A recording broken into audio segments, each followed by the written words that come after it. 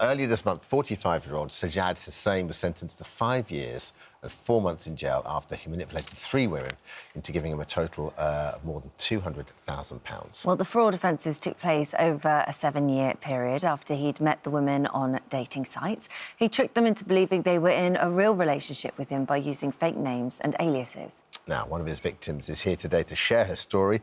In a moment, we'll also be speaking to our scams expert, Jenny Radcliffe. But first, let's hear from Jane, whose identity we're protecting. Jane, thank you so much. Hi, Jane. Yeah, welcome. For joining us and telling your story.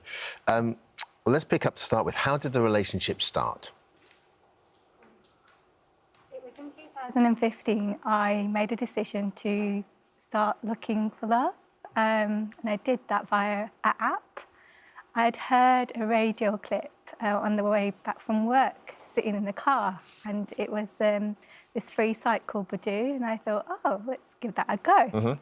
So I joined on. It was really quick to join, no verification needed, had a profile set up, and I was on there. Within 2 months, I'd met Sajad, who claimed that his name was Sanjay Gill. Mm-hmm. So it spiraled from there, really. You had sort of a real connection to begin with, because there were things that you had similar ways of thinking. You were both very, very family-orientated. You had the same morals, you had the same culture and religion as you, or so you thought. But also made it quite clear to him that, you know, you weren't just after a fling here. You were looking for someone to share your life with. And from what he was telling you, he seemed to be wanting the same things as you. Oh, God, yes. So I'm from a Sikh background. I am religious, and I made it clear that I was after a Sikh man to share the rest of my life with. He made it clear to me that he was Sikh. His mum and dad was Sikh orientated. He went to the Gurdwara and he wore a kara. He didn't. I later found out he was from Muslim faith. He did the same with the other victim by changing his last name to Patel, tricking her in believing that he was a Hindu. So the lies started right from the get-go. From the very beginning, from the very onset, he started lying about who he was. So when did he start asking you for money? For me, because I was the third victim, he did it very quickly. He started pulling the emotional lever very quick. I would say about 3 to 4 weeks into the relationship, making me feel really vulnerable and guilty for not helping him. It started off with small amounts. The first thing was to pay for his rent and that his landlord was after him. So for me, he claimed that he was working, but he didn't get paid on time and that he was falling behind on rent. And I remember thinking, is this the right thing to do? But he'd convinced me. Yeah. You know, and he was very, very convincing. Very convinced me. Also, his behaviour changed, really, from putting in these requests for money, and it became quite scary, actually, for you, because he would tell you that he was in danger because of the people that he owed the money to were after him. He also said that you and your family would be in danger as well. Yeah. That must have been frightening. It was really frightening. To this day, I still feel frightened, even though he's in jail. When I'm out, I'm always looking behind my shoulder, thinking people are after me. Oh, God. Because that's what he made me believe. He used to come to me and fake injuries all the time, telling me that he's been beaten up, that he's in constant danger, that he needs support and help. Oh, that's awful. He used to make me feel really vulnerable, saying that you can help me, but you're choosing not to help me. Oh, no. Jeez. I loved him, so obviously I didn't want him to be in pain, and I love my family. I don't want them to be in trouble. Yeah. So from the get-go, he had me, manipulated. And when do you think you fell in love? Was it early? It was really early, because he started telling me that he loved me, you know? You want to hear that from someone. And you said you hadn't had many relationships before, so... I haven't. Right, so, you know, when you meet someone you like, you go all in, don't you? You do. But what's interesting here is that we hear of these scams and so forth, but this was for 3 years. I mean, you know, you were with this guy for 3 years, so for 3 years, albeit some of the behaviour wasn't necessarily consistent, for 3 years...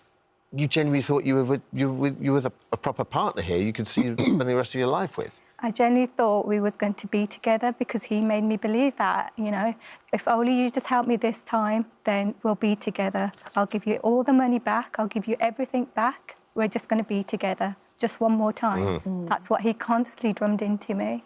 You gave over to him £50,000, but probably the most painful part is that you gave up pieces of your parents' jewellery, which are family heirlooms, things that you'll never be able to get back. I can see in your face now how painful that is for you. Ultimately, it was your family seeing how much you'd changed and seeing who you'd become, that they were the ones that really were able to help you get out of this. Because you said, at 3 months, there were red flags, but I didn't know where to turn to for support. So the red flags were always there.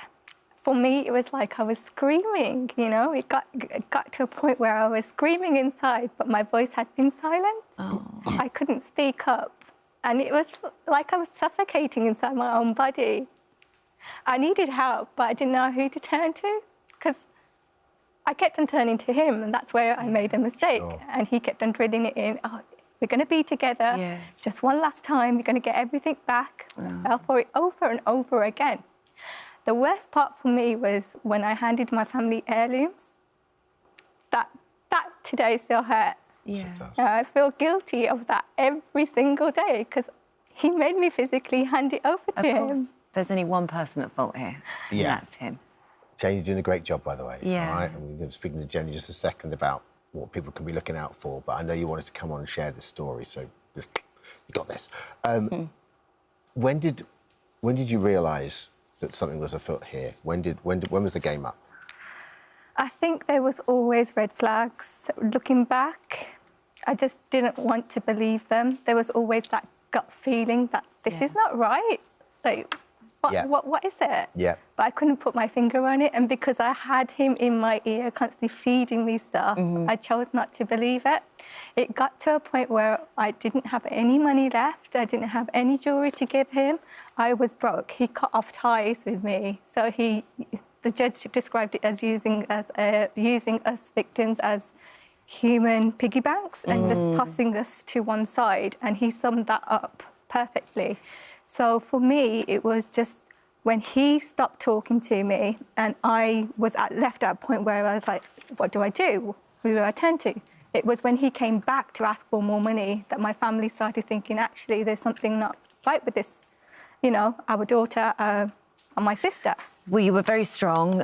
You went to the police, and that's when you found out there were other women at the same time of you in a very similar position. But like you said, it then progressed and he went to court, and he is in prison currently. Thank you. As Dermot said there, the whole reason for doing this is that if anybody is watching this or they hear something that might resonate with them, that they can get themselves out of this horrible, sorry situation, which, Jenny, happens too much. This is incredibly serious and heartbreaking because it's about the heart. Yeah, absolutely. And how brave is that to come on and say this? Yeah. I mean, Action Fraud say it's up 30% on last year, but these are only the ones that we really know about. We don't always know about these because people are programmed not to talk about it and not to report it. It's a hugely serious issue because it's not just the financial things that victims lose, but it's their sense in their own judgment, their joy of life.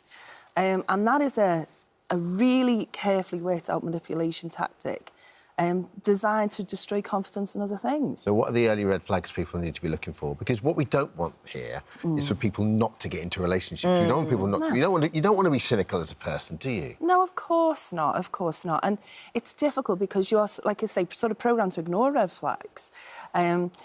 But certainly anything about money and emergencies coming up quite quickly. So quickly is the key, right? Well, it could be. I mean, it's a patient con, it could be, but at whatever point that comes up, that's a red flag. And also the idea of getting you off the app, talking in kind of in a more private way, trying to keep some of the details secret from your friends and family.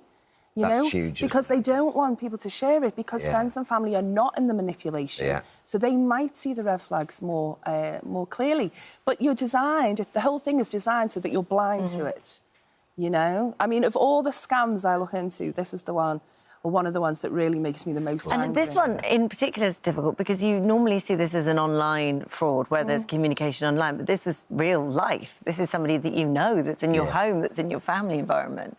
Yeah, I mean, a lot of them start online and the research can go on online to make sure. So like you said, that they're matching things all the time. Oh, it's the same as me. You know, looking for that sort of, we call it the harmony principle. Are we the same? We like the same things. And again, a bit of a red flag if someone is perfect, you know, and perfectly matches you at first.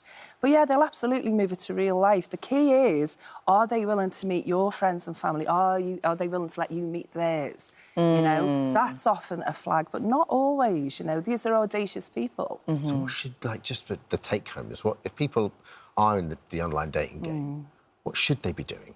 Should you be doing, you know, you don't want to be like a stalker yourself, but do you want to be sort of researching the person you might be dating? Yeah, well, I think taking it slowly, making sure it's as public as possible, you share it with people. And if you do have any concerns, you know, make sure you share those concerns. Yeah. And you can do that with friends and family, you can do that with the police, you can do it with Action Fraud as well. But the key thing is go slowly, you know? People can lie, people can put on this huge front. And as we see, the consequences are pretty devastating. Yeah. Thank you.